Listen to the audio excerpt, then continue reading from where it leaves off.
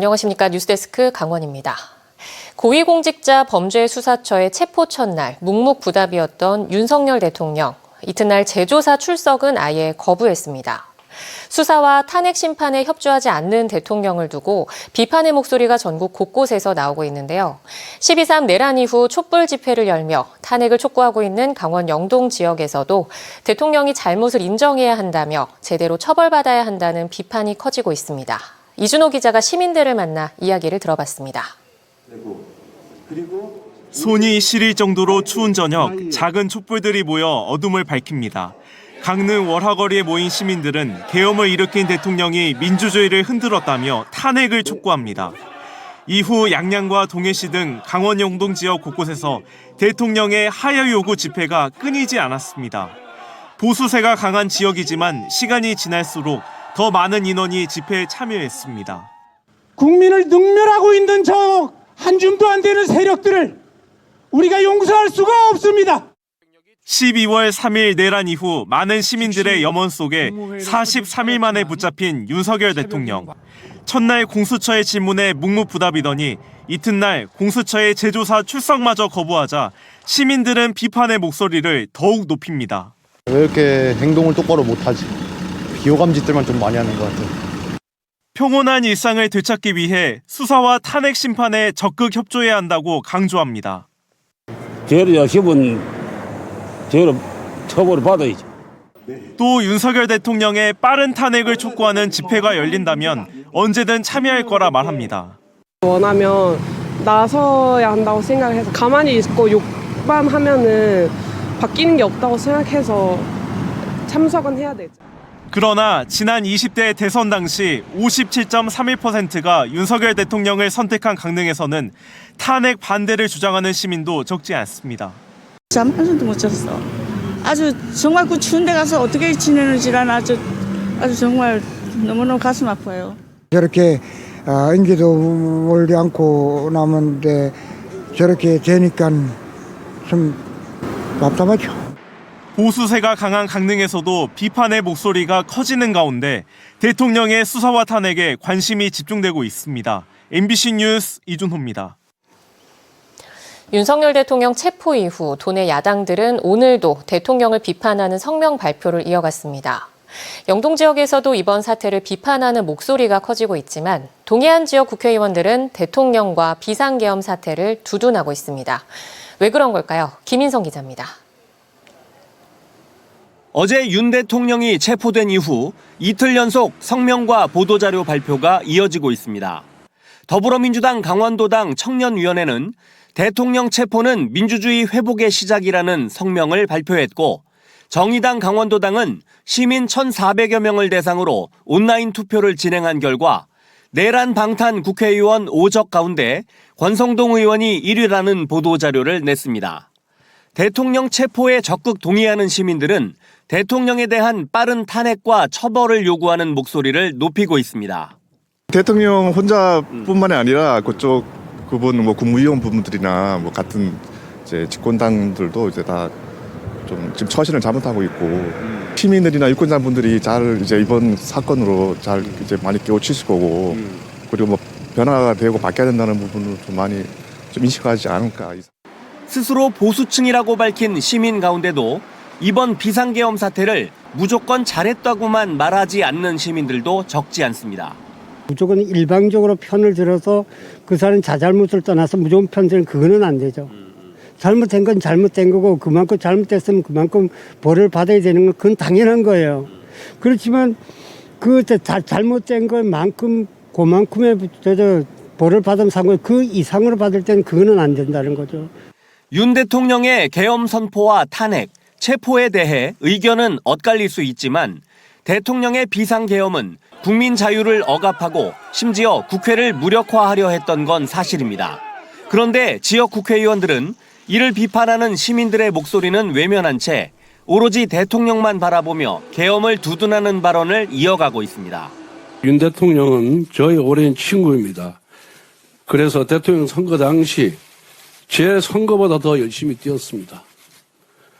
어젯밤에는 너무나 괴롭고 내가 좀 더 잘할 걸 자책하면서 정치가 뭔지 깊은 회의를 느끼면서 제대로 잠을 못 잤습니다. 이런 배경에는 보수 정당이면 무조건 당선된다는 묻지마 지지를 향한 복심이 있는 건 아닌지 따져볼 필요가 있습니다. 결국은 시민들이 의식을 가지고 깨어 있으면서 정치적으로 압박을 가하는 수밖에 없고, 투표를 하거나 이외에는 다른 방법이 있겠습니까? 동의안은 사실은 그런 측면에서 굉장히 어려운 여건에 있는 건 분명하고요. 지역 정치인들이 비상계엄과 대통령에 대해 일방적으로 지지를 보내고 있는 가운데 영동 지역에선 법과 원칙, 민주주의에 대한 혼란이 커지고 있습니다. MBC 뉴스 김인성입니다. 윤석열 대통령이 체포됐지만 국민의힘 국회의원들은 이런 대통령을 여전히 감싸고 있습니다. 특히 강원도 국회의원들이 대통령 옹호와 방탄에 적극 나서고 있습니다. 이 모습을 지켜보는 도민들은 눈살을 찌푸리고 있습니다. 김도균 기자가 보도합니다. 대통령 관저 앞에 모인 30명의 국민의힘 국회의원들. 이들은 체포영장 집행에 항의하며 공수처 수사팀과 2시간 넘게 대치했습니다. 이 가운데 유상범과 이철규, 2명의 강원 국회의원이 포함됐습니다. 1차 체포영장 집행에 이어 또다시 대통령 지키기에 나선 겁니다. 현역 국회의원이 사실상 공무집행을 방해하자 현장에 있던 시민들의 항의가 터져나왔습니다. 체포영장이 불법이 아니라 계엄령이 불법이었습니다. 강릉 지역구 권성동 국회의원은 적법한 체포영장 집행을 국격이 무너졌다고 표현했습니다. 그러면서 국민의힘 당적을 가진 대통령이 내란 우두머리 혐의로 체포된 것에 대해서는 사과 한마디 없었습니다. 이런 참담한 상황이 벌어져 국격이 무너진 데 대해 대단히 죄송하고 유감스럽게 생각합니다. 춘천과 접경지가 지역구인 한기호 국회의원. 국회 내란 혐의 국정조사 특위에서 체포영장 효력을 트집잡았습니다. 형사소송법 제110조와 111조는 뺐습니다. 이건 1차 체포영장을 잘못 만들었다는 걸 스스로 자인한 꼴입니다. 시민들은 대통령을 감싸는 강원도 국민의힘 국회의원들에게 실망감을 드러냈습니다. 조사받는 것 자체를 거부하고 경찰들이 합법적인 영장 집행을 하는 것에 있어서 그것을 방해하는 것은 국회의원의 직분이 좀 어긋나지 않나. 아무래도 많이 실망스럽죠. 그래도 다 같이 믿고 뽑은 사람들인데 그런 일이 일어났다는 거에 대해서 좀 많이 실망스러운 것 같습니다. 민의를 따르기보다 밥그릇 지키기에 더 열중인 국민의힘 의원들. 시민들은 지역 주민들의 목소리를 대변하는 국회의원들이 민의를 저버리지 않도록 한 목소리로 요구하고 있습니다. MBC 뉴스 김도균입니다. 윤석열 대통령이 체포된 이후에도 시민사회 규탄의 목소리는 가라앉지 않고 있습니다. 특히 대통령 비호에 앞장서는 강원 지역 국회의원들에게 비판이 쏠리고 있는데요. 퇴진운동본부는 대통령 구속과 파면을 넘어 국민의힘이 해체될 때까지 투쟁을 확장해 이어간다는 계획입니다. 유주성 기자입니다. 윤석열 대통령이 체포되던 어제 새벽 관저 앞에 30여 명의 국민의힘 의원들이 모였습니다. 이들은 윤 대통령에 대한 체포영장 집행이 불법적이라며 공수처와 경찰을 막아섰는데 여기에는 강원도의 지역구를 둔 유상범, 이철규 의원도 있었습니다. 12.3 비상계엄 이후 권성동 의원이 국민의힘 원내대표로 등판한 데 이어 강원 출신 국회의원들이 윤 대통령 비호에 앞장서면서 지역민들의 강한 비판을 받고 있습니다. 특히 유상범 의원의 지역구인 횡성에서는 선거로 심판하자는 목소리가 나왔습니다.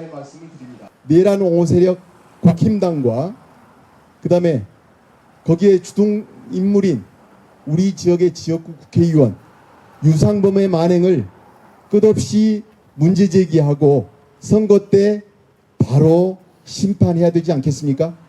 윤석열 정권 퇴진 원주운동본부는 체포는 됐지만 내란으로부터 안심할 수 없다며 국민의힘이 계속 비호하고 있는 만큼 윤 대통령 구속과 파면을 넘어 국민의힘 해체까지 투쟁을 확장해 이어가겠다는 강경한 기조를 밝혔습니다. 윤석열을 보호하기 위해서 혈안이 되어 있었던 정당은 더 이상 국민의 편에 설 수 없다라는 자기의 존재를 부정한 것이라고 이렇게 생각하고 있습니다. 국민의힘 해체 투쟁은 윤석열 파면과 함께 일반 시민들의 목소리도 크게 다르지 않았습니다. 윤 대통령을 비호하는 국민의힘을 향한 날선 비판이 줄을 이뤘습니다. 너무 안심이 됐어요. 빨리빨리 일 처리가 잘 됐으면 좋겠어요. 안 뽑아요. 네, 개인적인 의견이지만 그건 잘못됐다고 생각, 그런 사람 안 뽑아요. 앞으로 안 뽑을 거예요. 좋게 보이지는 않죠. 본인의 신념이나 정치관이나 가치관이나 철학을 가지고 정치에 임했을 텐데 그런 거는 상관없이 자기 안위만 생각하고 있으니까요. 시민사회단체의 움직임은 계속될 전망입니다.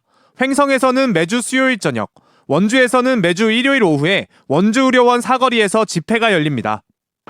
국민의힘 소속 국회의원들을 향한 시민들의 압박은 계속되고 있습니다.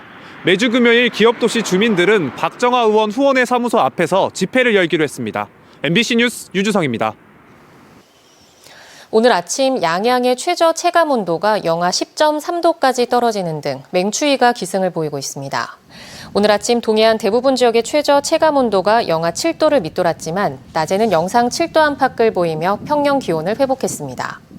강원지방기상청은 모레까지 강원 동해안의 아침 최저 기온이 영하 3도 내외, 내륙과 산지는 최고 영하 15도 안팎까지 떨어져 평년과 비슷하거나 조금 낮을 것으로 전망했습니다. 한편 동해안의 대기가 매우 건조한 가운데 고성, 속초, 양양, 동해안은 35일째, 강릉, 동해, 삼척, 동해안은 26일째 건조특보가 발효 중입니다. 기상청은 강원 영동을 중심으로 순간 풍속 시속 55km, 산지는 시속 70km의 강한 바람까지 불어 산불 위험이 높다며 화재 예방에 각별히 유의해달라고 당부했습니다. 강원도의회 폐광지역개발지원특별위원회가 석탄공사 도계광업소 폐광을 앞둔 도계지역의 생존대책 마련을 촉구했습니다. 강원도의회 폐광특위는 오늘 대정부 투쟁을 벌이고 있는 도계지역을 찾아 지역 사회단체 관계자들의 의견을 듣고 지역 생존대책을 논의했습니다. 또 명확한 대책 없는 폐광에 반대하는 주민들 생각에 공감한다며 대정부 투쟁에 함께하겠다는 뜻을 밝혔습니다. 특히 중입자가속기 의료 클러스터 구축과 광업 재해 예방 대책 마련, 석탄산업 유산 활용 방안 마련 등을 정부에 요청했습니다. 강릉시가 2023 지역 관광 발전 지수에서 1등급에 선정됐습니다. 문화체육관광부가 전국 151개 기초지자체를 대상으로 2023 지역 관광 발전 지수를 분석한 결과 강릉시는 관광자원과 인프라 지표를 다루는 관광 수용력과 관광객 수, 관광 만족도, 관광 지출액의 지표를 다루는 관광 소비력에서 1등급을 기록해 종합 1등급에 선정됐습니다. 지역 관광 발전 지수는 문화체육관광부에서 2015년부터 2년 주기로 조사해 발표하며 종합 1등급은 관광도시 브랜드부터 관광객 만족도까지 관광 산업이 두루 발전했다는 의미로 분석됩니다. 속초중학교 남북권 이전을 위한 토지 보상과 수용이 본격 추진됩니다. 속초 양양교육지원청은 속초중 이전 예정지인 조양동 일원에서 도지사와 사업 시행자, 토지 소유자가 각각의 입장을 반영해 추천한 감정평가법인의 3명이 참여해 현장 조사를 실시했다고 밝혔습니다.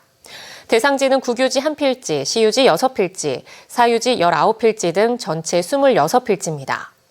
교육청은 감정평가 현장조사 결과를 토대로 보상액을 산정하고 토지 소유자와 보상 협의를 추진해 오는 6월까지 토지 수용이 완료될 수 있도록 한다는 계획입니다. 동해시가 2025년 새해 주요 정책 목표를 미래 성장 동력 창출 등 모두 5가지로 정했습니다. 또 무릉 변류천지 2단계 개발 등 글로컬 관광도시 조성과 함께 힐링 공간 역할을 할 전천 활성화 등의 도시 인프라 구축이 뽑혔습니다. 이 밖에도 동해시는 맞춤형 복지도시를 실현하기 위해 구호창고 신축 등을 추진하고 또 지역 소멸을 막기 위한 산후조리 지원 사업 등을 진행할 예정입니다. 동해시는 이번 5가지 목표를 조기에 달성하기 위해 올해 초 사업비를 신속히 집행하겠다고 덧붙였습니다. 고성군이 소상공인 영업장의 노후시설 개선을 위한 시설 현대화 사업을 추진해 관광객들의 소비를 촉진시키기로 했습니다.